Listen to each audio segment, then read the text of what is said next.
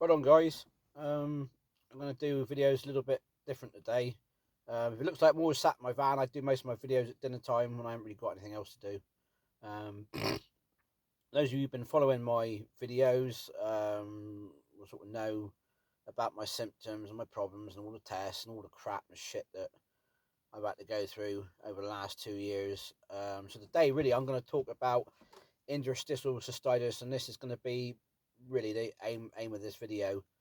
Um, Obviously, I was unfortunate enough that we didn't discover in the beginning that I had interstitial cystitis. It was assumed to have been stones or overactive bladder. That's what the assumption was in the beginning. I did suspect interstitial cystitis. I mentioned this to my doctor again, who thought it was highly unlikely, mainly because I lost my capacity, and outside of neurological problems, interstitial cystitis is one of the only things that will do that.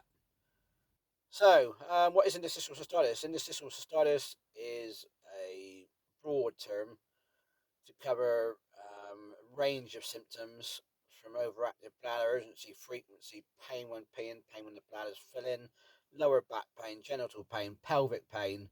It's quite often known as pelvic painful bladder syndrome. Um, it can no, you can get urgency, frequency flares, burning sensation without urination, burning with urination. Um, more so in women. It's quite a broad term. Um, the long and short of it really is it causes inflammation in the bladder wall, which can be seen with or without Hunner's lesions, bleeding. Quite a lot of people have blood in their urine. So he is a very broad term. I suffer from what's known as end stage interstitial cystitis, because my bladder wall has gone hard. Um, Given the fact I lost my flowing capacity very early on, the assumption was it's go straight past go, straight to jail, and your life is fucked, basically. Only about 5% of the people who suffer from IC, such as myself, have end stage. You can have end stage for decades. This term urologists don't seem to like using. I think because mainly end stage deems something that's going to threaten your life or you're going to die from.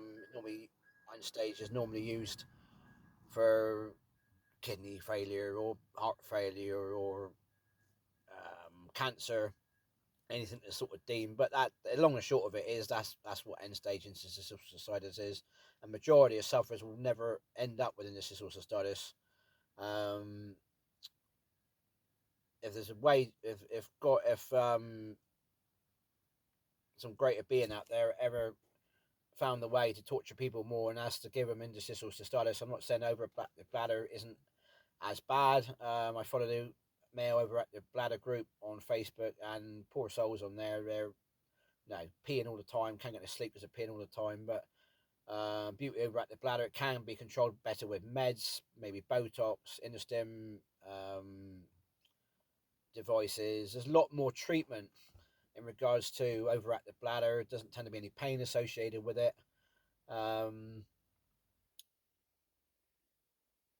I wouldn't say it's any more pleasant a problem to suffer from. It can still end up in augmentation in some severe cases when the only way to calm the bladder is to literally cut it in half and break the spasms in the bladder. So basically, how does interstitial cystitis affect your way of life? Well, depends really. In the early days, when I had my initial flare, I had energy frequency that lasted pretty much 72 hours. Some people, this is their life continuously, regardless of meds, Botox, tablets, diet changes. Um, they'll need to pee regularly, either because the urgency frequency or because they get pain when filling, which means they want to empty their bladder continuously. A lot of these people can't work. Um, and it basically creates a very poor quality of life. My quality of life diminished extremely quickly. Um, it sort of settled for a little while after the initial flare, and then I started getting urgency frequency bouts about every 5 to 7 days. That's when about 4 weeks after my initial flare, when it sort of started causing problems. Lucky most of the time they was at work, but then you worried about going out the weekend. You were trying to think when your last flare was, and this was obviously during COVID, so there wasn't many places you could stop and go for a pee. Most public toilets were shut. Toilets in places like B&Q, Matlan, Range was all such like was shut, so you had to be careful where you went because my capacity diminished as well. I was struggling with that as well as the urgency frequency flares. So my doctor tried me on oxybutynin initially, and then put me on mirabegron, which settled the urgency frequency. I was treated on the basis of prostatitis because that's what he thought I had initially. I was investigated for stones, had bladder scans, all the usual crap. Because nobody had a clue what was going on really. And unfortunately, there was no alarm bells ringing at the fact I lost my capacity. There's so little known about IC. There's very few experts in the UK. I'm dealing with a pelvic surgeon up at Bristol. Unfortunately, his expertise doesn't stretch to IC. They sort of basically treat on a trial and error basis, really, based on previous patients. So there's a lot of treatments, but the treatments are extremely varied. I said at the moment I'm having Botox 100 units back in February, which lasted 4 weeks. Positive side effects disappeared that quickly. I'm still getting retention side. I'm going in on the 17th of May to have hopefully 300 units. Professor Shimmers has suggested 200 over 20 injections as opposed to 300 over 15. I'm still waiting to hear back on a few bits and pieces from him. I've sent a long email in regards to an update on where things are to with us. And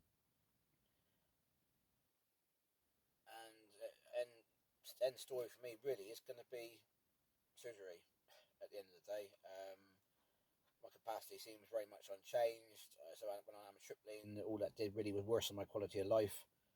A lot of people seem to think, oh well, it's only bladder issues or it's only capacity issues. It's quite ignorant, really. It goes a lot deeper than that, really. In the early days, I had to switch to drinking decaf tea. I had to cut out carbonated drinks. I can't drink a lot of alcohol these days.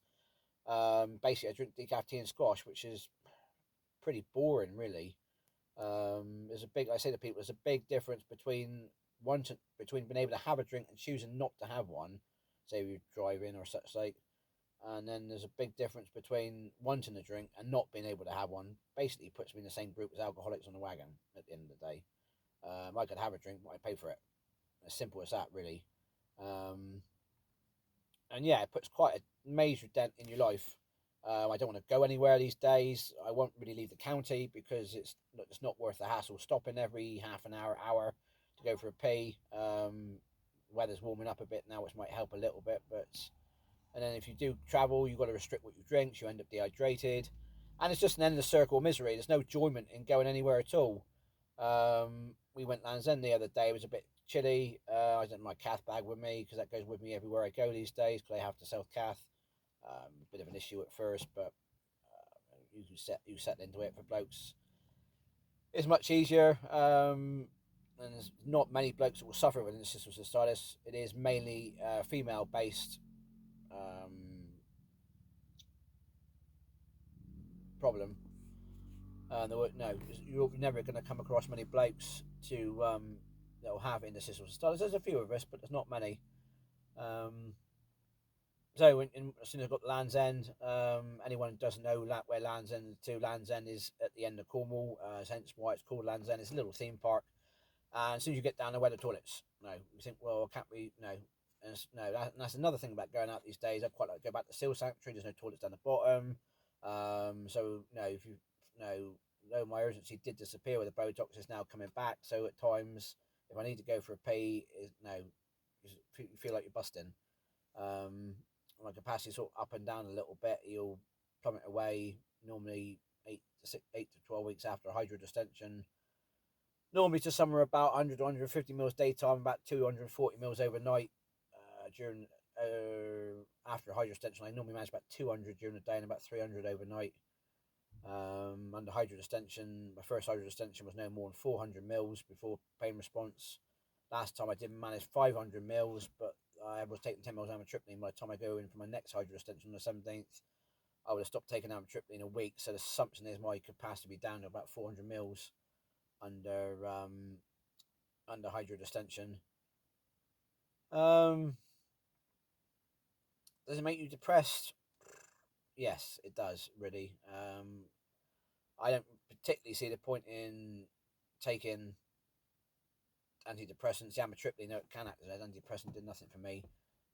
In that way, didn't nothing improve my mood. And like I said to a few people, I said, at the end of the day, antidepressants might make you feel better about the situation, but it's not going to make you forget when you wake up in the morning, wake up during the night. I've been getting up quite often during the night now, 2 or 3 o'clock in the morning, which is a major pain when you're half asleep trying to cast in the middle of the night. And I'm not passing no big quantity either. I'm sort of trying to limit what I drink before I go to bed, so I wouldn't mind, but so not passing a pile during the night. And times when things have been bad, I have contemplated that suicide would have been an easy way out of this situation, which is quite sad. Some people may think it's quite selfish, bit of a coward's way out, but I can't help the way I feel sometimes. It's only really thanks to my wonderful wife and the support I got with my family, my mum and my sisters. That, yeah, it gives me a reason to go on. You think, well, no, at some point things gotta get better. And I read another depressing fact the other day. Most people who suffer with interstitial cystitis, your symptoms will continue to deteriorate for up to 5 years before they'll level off. The fact I'm 2 years in, I could technically still be in for worse to come. Pain wise, I had lower back pain early on. It wasn't bad, it was just ache and shaft pain. Again, this is why I thought I might have had prostatitis or chronic pelvic pain syndrome, which tends to affect men. And yeah, interstitial cystitis is, yeah, it's not a pleasant thing to be dealing with, really. I said the Botox has helped settle things, but my quality of life is marginally improved, and I will stress marginally. I'm not saying there's people out there who've got worse quality of life than me. There's probably people out there who've got much better quality of life, but at the end of the day, after work on the basis of how I feel myself, and to be honest with you, since the start, tablets keep me more stable. The Botox is helping slightly, but my quality of life is marginal on its improvement from what it was like in the early days. The augmentation surgery, which has been offered by Professor Hashim, is risk of a lot of complications long term going forward. The more you read, it doesn't bode very well with people who've got icy bladders. A lot of people who have augmented icy bladders go on to have urostomies, and I have now approached Professor Hashim about whether it be better to just take the bladder out and just go straight to a urostomy. It's not something I particularly would like to have. It's invasive surgery. It's going to be a longer recovery time, but if it meant I could come off all my meds and basically go back to drinking what I want to drink, wouldn't have to worry too much about capacity. Yeah, I would think it'd be a big improvement to my quality of life at the end of the day. And I think really, like I stressed in my last video, with the update on the Botox and the amitriptyline, quality of life is a big part of it, really, because doctors say, oh, well, you're settled and you're this and you're that, and your bladder diary doesn't look too bad, or you're not having too many flares. But it is, at the end of the day, all that is irrelevant if you don't deem yourself as having a good quality of life. And I don't deem myself as having a good quality of life. I look at other people thinking, why the fuck do I deserve this? No, if somebody told me at 30, by the time I was 35, I'd be looking down the wrong end of major bladder surgery. I said, pulling my bloody leg. I'm a fit and healthy man. Don't smoke. Don't really drink a lot. Look after myself. No, I would have said that. No, happens to other people. But as I found, woke up one morning and life changed forever. It was that quick. I'd had little flares of overactive bladder in the past. Whether that was all looming, I don't know. Whether the bladder always had a disposition that would have meant I would have had IC at some point in my life, I don't know. Nobody seems to know. No, this is the problem. Very little is known about what causes it. Diet has helped, and what I drink has helped calm it. A lot of the time now, I stick to decaf tea and squash because it's just no. I know it doesn't give me any issues. Simple as that. Odd times I will drink a normal tea, but it is very sparingly. Like last night, I had a glass of wine. with a meal. And again, it's all very sparingly. I know you can't go on stag do's anymore. You can't go on pub crawls anymore. Whenever we go out, nobody keeps still silent, so I end up and drink lime and water because I can't drink fruit juices. I can't drink carbonated drinks. So basically, you go into a pub, all I could drink is a glass. No, if I was not driving, all I could drink really is a glass of wine, or a couple of shots of Baileys. That's it. Other than lime and tap water. No, so you can see how restrictive this condition is really.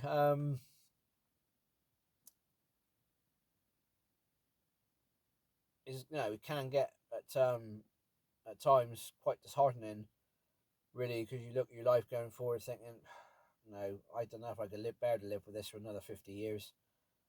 This is why I'm trying to push Professor Hashim to really give me a good option in terms of surgery, because I know he's got a lot of concerns over the augmentation. There's not a lot of good reviews about the augmentation, certainly where the cystitis concerned. I have looked at the neo bladder, which is where they take your bladder out and form a new pouch out of your bowel, and then give you a mystery off channel to cath through. This can also be fraught with a lot of problems. And really, I sort of stated to him at the end of the day that I'm not in a situation really where I can go in, have invasive surgery, take 8 to 12 weeks to recover, to then find in less than 12 months or more, or as the case may be, going back and again still having a urostomy. Um, and like I said, at the end of the day, we're 2 years into this dent in my life, and no, it isn't going to take long for a third year to disappear with really little improvement in how I am really. The majority of people will look at me, see me working on site, think, oh, no, he's a fit young chap, can't be nothing wrong with him. But this is what they're going about, invisible disability sort of thing. Yeah, to all intents and purposes, if you didn't know that I suffer from these problems, or you didn't inquire as to why I only drink certain things, nobody would be none the wiser, really. There's not enough awareness within interstitial cystitis. As soon as people hear cystitis, oh, that's something that women get, something women get. Well, normal cystitis is something that women get. But unfortunately, interstitial cystitis is so much more severe, and the carnage it can cause, as I found to my misfortune, is severe, really.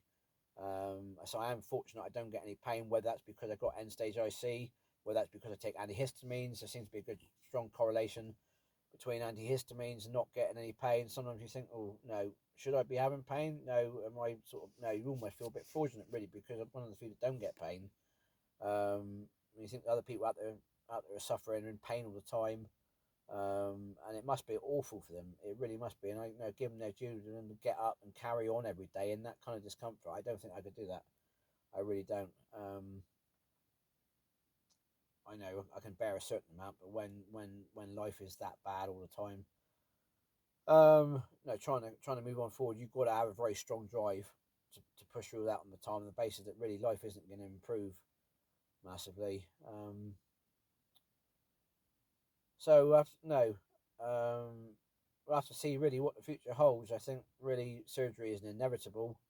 Quite what surgery I end up with, gonna have to be a decision between myself and Professor Hashim. Neither of us wants invasive surgery, but I don't want to carry on living like I am either.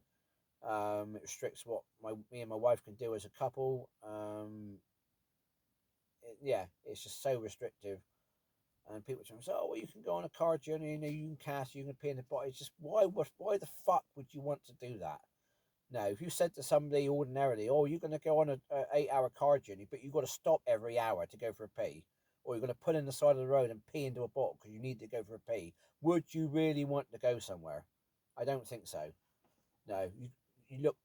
No, if it's places I haven't been before, you're looking where's the nearest public toilet to? Where's the toilets to at the venue we're going to? Where's the seat to? Now, if I need a pee, now how quick can I get there? And it just makes your life so fucking miserable. It really does. And the end of the day, I put on a hard face and carry on. Really, my wife has got, bless her, she got problems, anxiety and depression, and a lot of the time, it is easing me away. It's a business easing me away, because you think, when the day I haven't done nothing to deserve this. Now, if I was, I've been a lad back in my day and been on all the drugs and every drinking and smoking. You think, well, end of the day, I've deserved this. I brought this on myself, but I've done nothing to deserve this, absolutely whatsoever. And neither of all the other hundreds of people out there that got interstitial cystitis. It is bad luck, and it's bad as luck can really get at the end of the day. Um, Obviously, if you're watching this video, I hope you'll take some comfort from this video. Um, every case is different. At the end of the day, there'll be other people out there think, "Oh, like he's got it good in the way he is. He ain't got the pain. He hasn't got to pee all the time." But with end-stage cystitis, there's very little treatment really. So a lot of people out there who might find other treatments work better for them that are non-invasive. Really, I've got no options left. I am now completely out of options, and I've either got to stay like I am or go down the route of surgery to try and improve my quality of life. Um, and that's where it stands, really, guys. Now, I've approached Channel 4 about them maybe doing a documentary on interstitial cystitis as usual. They just ignore it. If there's anyone out there watching this, there's a couple other people on YouTube who've done videos on interstitial cystitis, and I think it would be if anyone from any of the TV platforms is watching my video, I would think it would make a good documentary and really open people's eyes to something that is overlooked. As soon as you get into bowel problems or urinary problems, people just don't want to know. Oh well, we don't want to talk about it. Um, I don't tend to make a point of talking to anyone and everyone, but I'm not embarrassed to talk about it either. No, if somebody asks what else, I say I've got bladder problems and I've got to drink decaf tea and squash, and they don't press the subject, I won't speak to them anymore about it. I've got some customers who I've been working for right from the start, and I keep them updated as I see them in terms of how things are going. But generally going on, unless somebody asks, I don't tend to tell them really. Don't have a reason to at the end of the day. Um, yes, it's a very personal experience. It can't be categorized. It's like a lot of the diseases, really. No two people are going to be the same. Two people are going to have the same issues, live the same problematic life. Um, but yeah, if anyone can take any comfort from my video, that there is hope at the end of the tunnel, and I do hope that there is light at the end of the tunnel. It's been a very dark tunnel for the last 2 years, and every time we saw a glimmer of light, it would darken again. Every time we saw a glimmer of light, it would darken again, and there is a minute amount of light there now. It does seem to be glowing brighter as time moves along, and I think surgery is hopefully going to bring that light ever closer, and I might be able to go back to living some kind of what I would class as normal life. Life is never going to be normal again, but it'll be a normal that I can say is an acceptable life to live with, basically. All right, on guys. I'll catch you again. Cheers and bye.